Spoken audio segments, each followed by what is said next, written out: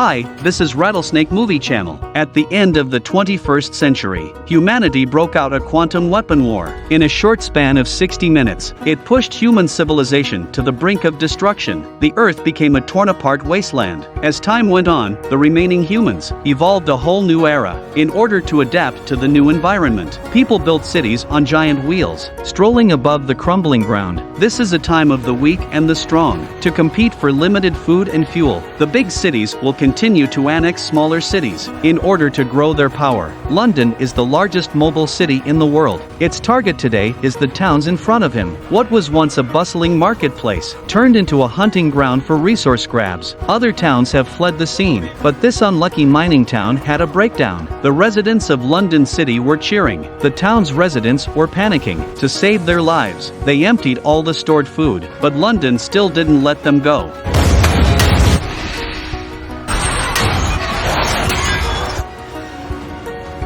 Eventually, the mining town was swallowed by London. To provide fuel for the huge machine furnace, they crushed the whole town. The town's inhabitants were also naturally turned into enslaved people. Tom is a small and insignificant person in the city of London. Luckily, he knew a good friend. He was the daughter of London Commander Valentine, Caitlin. Tom likes to collect all kinds of technology products of the old world, but he never understood. Why would the ancients want to destroy themselves? He also has a stash of old world weapons. Intend to drop these weapons when passing through the swampy areas, because he hated war. Tom, with the help of Caitlin, came to the crushing site. He was trying to find some functional parts. Hester had come to London prepared. It turns out that her mother is an archaeologist, dedicated to the study of objects left over from the old world. Valentine also visits her mother and daughter from time to time, until one day, Hester's mother found a mysterious box. Valentine had to kill Hester's mother to get it for himself. Hester was protected by her mother and escaped death. All these years, she's been looking for a chance to come to London. Questa per mia madre. Papà! Questa per Pandora Shaw. Just as Hester was about to stab again, Tom rushed up to stop her. The assassination attempt failed. Hester had to flee in fear. Tom also immediately chased after her. They are in a life and death chase in the middle of a huge gear. Finally, with Tom in pursuit, Hester jumped into the pipe of garbage discharge, but Tom was able to catch her in time. Lui fa così con chi si mette in mezzo. Tom knew the crime Valentine had committed. He had no choice but to kill him. Valentine simply pushed Tom down the pipe as well,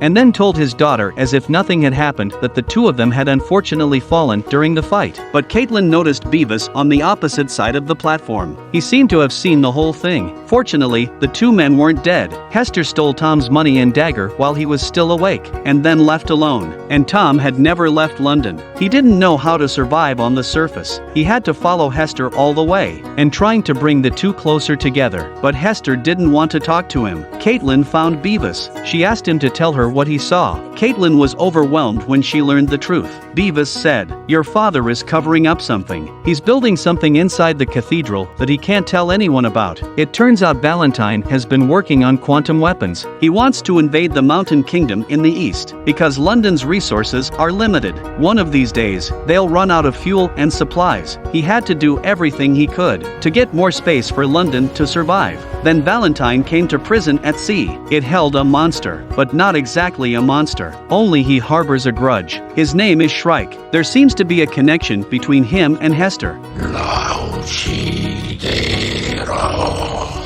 Valentine destroyed the prison. He sent Shrike to hunt down Hester. Night falls. Hester and the others are attacked by southern hunters. The moment of truth. The two were saved by a couple of scavengers.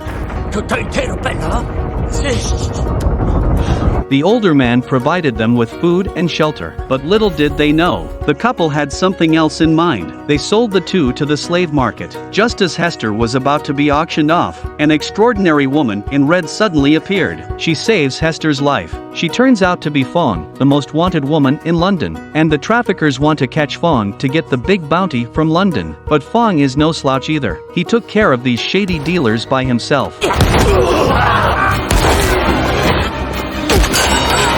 Hester and Tom took advantage of the chaos and fled the scene, but just then, Shrike found them. hai fatto una promessa, Hector Shaw. Ora devi mantenerla. It turns out that in more than a decade, Hector fainted in the swamp, but Shrike saved her just in time. He thought of the girl as his daughter, although he didn't have a human body, but he had a kind soul, because he was a father too. Hector grew up under his care, but she was always sullen and unhappy, so Shrike came up with a solution. He was going to turn Hector into a reanimator too. This way, she would no longer remember her sad childhood, and Hector accepted his idea, until one day, Hector learned about the imminent arrival of the city of London, so she secretly left Shrike and set out on her own revenge. Hector's betrayal enraged Shrike. He went through a lot of trouble to find Hector, but she hadn't avenged her mother's death. How could she possibly go back with him? Key moments. Fawn arrives just in time to save the two again, but when Tom was about to climb on the plane, Shrike grabbed the rope. Fawn gave Hector a knife. She told her to cut the rope and give up on Tom, but Hector threw the knife at Tom. At the last minute, Tom cut the rope. They successfully got out of danger. The two of them have further developed their relationship. Fawn told Hector that she was an old friend of her mother. She had been looking for Hector for years, but there was no news of her. They all thought Hector had died long ago. On the other hand, Caitlin and Beavis went to the London Museum. Little did they know that the old world weapons they had collected, Valentine had already taken them by force. With the guidance of their friend, they sneak through the tunnel and enter the church. It turns out that the thing Valentine took from Hector's mother, it was the mainframe that activated the quantum weapon. He planned to wage war on the mountain kingdoms in the east. Hector and the others arrived at the headquarters of the Anti-Traction Alliance, a city in the sky that symbolizes peace. But what they didn't know was that Shrike was following them in a flying machine. After analyzing the situation, the members of the Alliance learned that London's next plan was to invade the Mountain Kingdom. But at that very moment, the airport suddenly sounded the alarm. The next moment, Shrike burst in. He was almost unbeatable. The Alliance members had to evacuate quickly. As they prepared to board the plane, Shrike blocked their way. Tom was no match for him. In the nick of time, Hector had to beg him to let Tom go. She was willing to go back with him. Shrike realizes that Hector is in love with Tom. He gradually let go of his obsession, and he himself was fatally wounded in the battle. In the last moment of his life, he released Hector from her promise and returned Hector's necklace to her. The Sky City sank with Shrike. London, led by Valentine, is slowly approaching the Mountain Kingdom. They will once again use quantum weapons to break through the hardened walls of the Mountain Kingdom. After the Quantum War, Mountain Country is the only remaining piece of pure land on Earth. It has an inherent advantage of the terrain. Over the years, countless traction cities have tried to annex Yamaguni's resources, but in the end, they all failed. The walls of the city are solid, coupled with a well-trained alliance fleet, has ensured that the Mountain Kingdom has lived a long and peaceful life. But today's largest traction city, London, has found a way to break through the walls. It's a quantum weapon codenamed Medusa. It has the power to destroy the Earth and the sky. 1,700 years ago, it took only 60 minutes for the quantum weapon almost destroyed the entire human civilization. The city of London is getting closer to the Mountain Kingdom. The quantum weapon was entering the recharge phase. The Mountain Kingdom immediately sounded the red alert and sent an alliance fleet. They decided to take a preemptive strike, but they underestimated the power of the quantum weapon.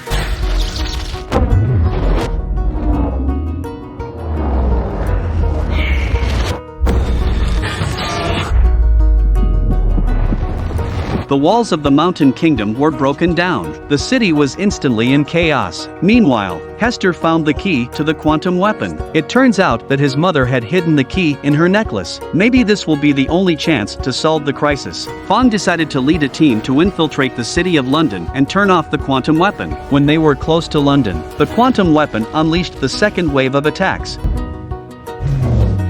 The powerful shockwave instantly shattered the glass of the craft, but they have to break through the perimeter of London. If they let them unleash the quantum weapons one more time, the walls of the Mountain Kingdom would be breached entirely. In the team's sacrifice to cover Hector, they successfully infiltrated the city of London. Valentine wanted to break through the walls as quickly as possible. He ignores the limit of thermal capacity. A third attack was launched ahead of schedule. There was only 1 minute left in the countdown. The three of them had to split up. Fong was responsible for distracting them. Hector sneaks into the church to shut down the weapons. Tom covered for them from the flying machine. Fong chose to sacrifice himself to help Hector buy time. The quantum weapon was finally shut down, but Valentine is still determined. He wanted to put the lives of the entire city of London at risk, preparing to crash the walls of the Mountain Kingdom at full speed. He planned to escape in a flying machine. Caitlin looked at what her father had done. She chose to stay. At the critical moment, Tom contacted Caitlin. He told Caitlin to open the core module of London City. Tom risked flying in and destroying the engines.